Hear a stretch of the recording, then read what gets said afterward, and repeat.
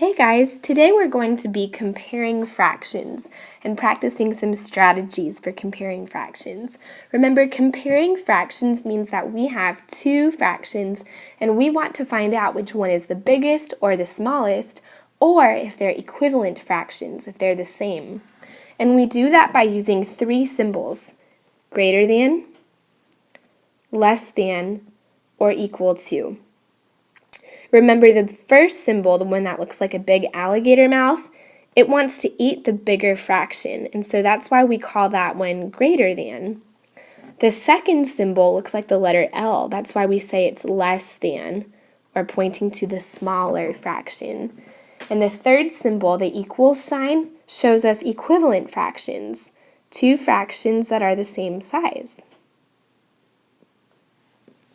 So I'm going to give you an example of a strategy we can use for comparing fractions.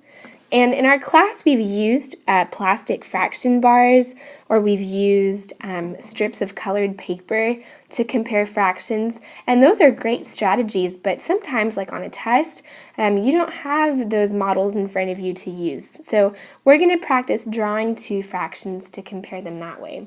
So let's pretend we have these fractions here, 2/4, and we want to compare 2/4 with 5/6.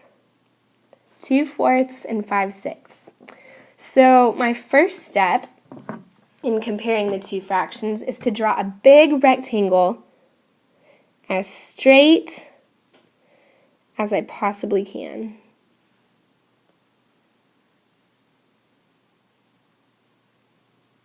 Just like that. The top part is going to be used for modeling 2/4, and the bottom part is going to be used for modeling 5/6. So when I look at my first fraction, 2/4, the denominator, this number 4, tells me that the bar, the top rectangle, needs to be divided into 4 equal parts. So I'm going to use my very best drawing to make 4 parts that are almost the same size on top. Here I have 1/4, 1/4, 1/4, and 1/4. I have 4/4.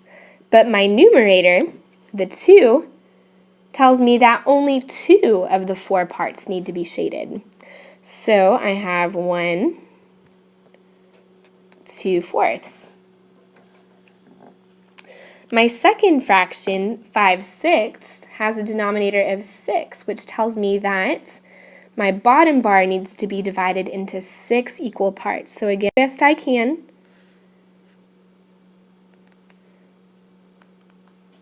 to divide my rectangle into 6 equal parts. I have 1/6, 1/6, 1/6, 1/6, 1/6, 1/6. That's hard to say. 6 equal parts. But because my numerator is 5, I only need to shade 5 of those 6 parts. 1, 2, 3, 4, 5. So by looking at my model here, I see that the 5/6 is a lot bigger than 2/4. So I have two ways I can write this comparison. I can say 5/6 is greater than 2/4, or I can write it another way. I can say 2/4 is less than 5/6, and both statements are true. So that's how we use symbols and fraction models to represent fractions and to also compare them. Look at my next video. I'm going to explain in Spanish so that parents know how to compare fractions and help you this way as well. Thanks for listening.